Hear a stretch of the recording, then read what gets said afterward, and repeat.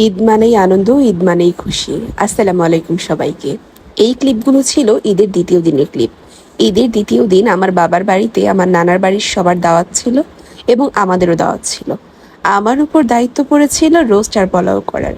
আমি সেই দায়িত্বে লেগে পড়লাম এবং ছোট্ট কিছু ক্লিপ নিয়ে নিলাম আপনাদের সাথে দিনটি শেয়ার করার জন্য। ছোটবেলার সেই ঈদ আনন্দগুলো আসলে বড় হওয়ার পরে তেমনভাবে পাওয়া যায় না। বড় হওয়ার পরে এই ঈদের দিনগুলোতে নানাবিধ দায়িত্ব পালন করতে হয়, নানাবিধ কাজ করতে হয়। আগে যখন ছোটবেলায় ঈদে হাতে মেহেদি দিতাম, তখন নিজের হাতে ভাতটা পর্যন্ত খেতাম না, মেহেদির রং চলে যাবে তাই। আর সেই দু হাতে এখন ঈদের দিন কত কাজ করতে হয়, কত কিছুই তো করতে হয়।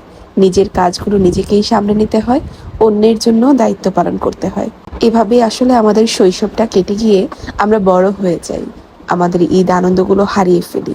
কিন্তু আমাদের বাড়িতে যেন এবার নতুন করে প্রাণ ফিরে পেল। নিজ হাতে কাজ করলেও ঈদে মেহেদির রং উঠে গেলেও এই আনন্দের ভাগ কিন্তু হবে না। সবাই যখন একসাথে হলাম, সবাই হাসি ঠাট্টা মেতে উঠলাম, সবাই খুব বেশি আনন্দ করছিলাম। আসলে অনেক দিন পরে আমার দুই মামা, আমার খালামণিরা সবাই একসাথে হয়েছে। সবাই একসাথে হয়ে এত বেশি আনন্দ করেছে বলে বোঝানো যাবে না।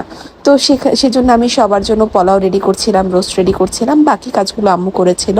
এখানে দুইটা হাঁড়িতে পোলাও বসাতে হয়েছিল যেহেতু অনেকজন মানুষ ছিল সেজন্য। তো এখানে সার্ভ করছিল সবাইকে, আর আমরা সব কাজিনরা এই ভেতরের রুমে বসেছিলাম। এখানে আমরা খুব মজা করছিলাম, দেখতেই পারছেন আপনারা।